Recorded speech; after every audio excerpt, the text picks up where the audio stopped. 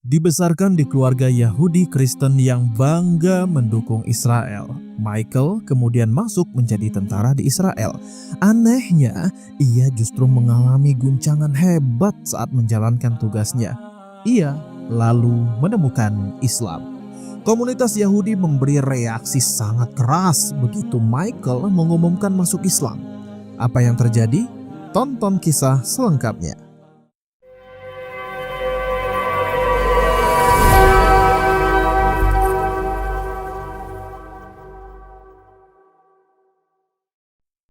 Lahir dari keluarga Yahudi konservatif di New York, Amerika Serikat, Michael dibesarkan dengan ajaran Yahudi yang ketat.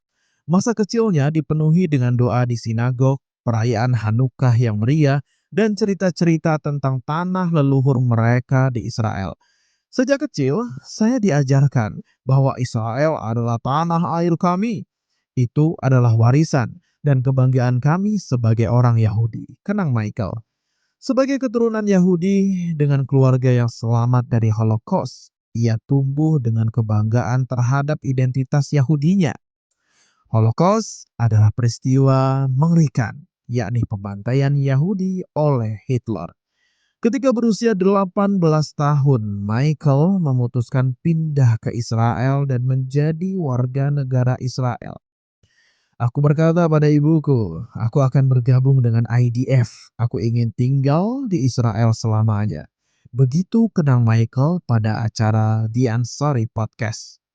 IDF adalah singkatan dari Israel Defense Force atau pasukan pertahanan Israel.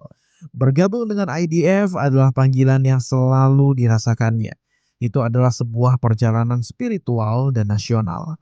Anehnya, pengalamannya sebagai tentara Israel justru membuat Michael bertanya-tanya soal identitas Yahudi dan Zionisnya. Sebagai tentara yang ditugaskan di kampus, ia diperintahkan mengawasi demonstrasi pro-Palestina. Disitulah ia menyaksikan kekerasan verbal dan fisik, termasuk kepada seorang gadis berhijab yang diludahi. Tapi yang mengejutkanku, para demonstran Palestina tetap tenang. Mereka tidak membalas. Aku terpana. Katanya dikutip dari hidayatullah.com. Benih keraguan mulai tumbuh saat ia berbincang dengan seorang pedagang Palestina di pasar. Pedagang itu terburu-buru pulang sebelum pasar ditutup. Sebuah kenyataan yang asing bagi Michael. Dia bilang, kita tidak sama. Aku bingung, aku tidak tahu apa-apa tentang tepi barat atau Gaza, ujarnya. Kehidupannya mulai berubah ketika ia secara tidak sengaja terlibat dalam sebuah protes pro-Israel di Yerusalem. Pada awalnya ia berdiri bersama rekan-rekannya, tiba-tiba ada sesuatu menarik perhatiannya. Seorang wanita Palestina memegang Al-Quran di tengah protes itu dengan ketenangan yang luar biasa. Saya melihatnya dan bertanya-tanya, bagaimana dia bisa begitu tenang di tengah kekacauan? Apa yang memberinya kekuatan? Ujar Michael. Ada lagi peristiwa yang mengejutkannya. Seorang anak Palestina berusia 16 tahun ditangkap di depannya. Anak itu hanya membawa sebuah bendera Palestina, namun dituduh sebagai provokator. Saya melihat ketakutan di matanya. Dia bukan ancaman, dia hanya seorang anak, kata Michael. Hatiku hancur. Anak itu ditangkap, sementara pelaku kekerasan dibiarkan. Kisahnya dengan detil. Semua peristiwa dan kejadian itu mengguncang keyakinannya.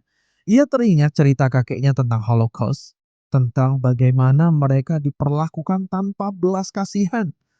Bagaimana saya bisa melupakan sejarah keluarga saya dan kini saya menjadi bagian dari sesuatu yang menindas orang lain.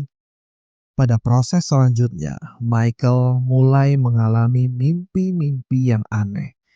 Ia terjebak dalam dua dunia, antara keyakinan lamanya dan cahaya baru yang mulai menyelimuti hatinya. Di tengah kebingungan itu, ia kehilangan kedua orang tuanya dalam waktu yang berdekatan. Kehilangan itu menghantamnya dengan keras. membuatnya merasa semakin kosong. Saya merasa seperti kehilangan segalanya, tapi justru dalam kehampaan itu, saya mulai menemukan cahaya, katanya. Dilema itu terus menghantui Michael. Di sisi lain, ia mulai membaca tentang Islam. Awalnya untuk memahami musuh, tetapi semakin ia membaca, semakin ia merasa tertarik. Ia menemukan konsep ketauhidan dan keadilan sosial yang ditekankan dalam ajaran Islam. Melalui interaksi dengan kelompok mahasiswa muslim di kampus, Michael terus mempelajari Islam. Ia terpesona oleh ketenangan dan keteguhan orang-orang Palestina. Ia mulai lebih sering mengunjungi masjid secara diam-diam. Anehnya, di masjid ia merasakan ketenangan yang belum pernah ia rasakan sebelumnya. Aku tidak percaya Tuhan saat itu, tapi masjid mengisi kekosongan dalam diriku yang tidak aku sadari, ungkapnya. Pada suatu hari, seorang sahabat muslim memberinya sebuah sajadah. Awalnya, Michael tidak tahu apa yang harus ia lakukan dengan sajadah itu.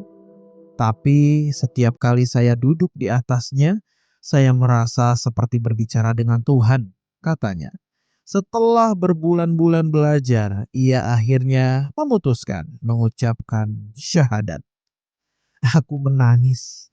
Aku merasa telah menemukan kebenaran, katanya. Keputusannya masuk Islam tidak mudah. Tanggapan komunitas Yahudi sangat keras. Ia diusir dari komunitas Yahudi, dihina rekan kerjanya, bahkan kehilangan pekerjaan. Beberapa teman lamanya menjauh dan keluarganya merasa terkhianati. Aku shock, ujar Michael.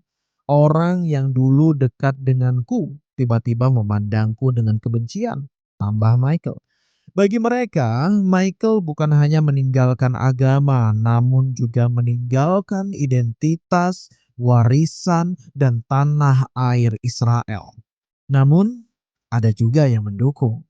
Beberapa teman lama yang lebih terbuka mencoba memahami keputusannya. Bahkan ada yang merasa penasaran dengan Islam setelah mendengar ceritanya. Sekarang, Michael menjalani kehidupan sebagai seorang Muslim yang taat. Ia bekerja sebagai guru bahasa, mengajarkan bahasa Ibrani dan Arab kepada siswa-siswa muda dari berbagai latar belakang. Saya menemukan kedamaian dalam Islam, sesuatu yang tidak pernah saya rasakan sebelumnya, katanya. Di sisi lain, ia tetap mencintai keluarga dengan sepenuh hati. Ia menikah dengan seorang wanita Pakistan dan aktif berdakwah. Islam adalah jawaban atas pencarian spiritualnya yang panjang. Allah memberiku lebih dari yang aku minta. Aku mungkin kehilangan banyak hal, tapi kini aku menemukan diriku yang sebenarnya. Katanya, mengakhiri kisahnya yang sangat menarik. Kita doakan semoga Allah Subhanahu wa taala terus menguatkan keislaman Michael dan kita semua. Jangan lupa like, subscribe, dan share.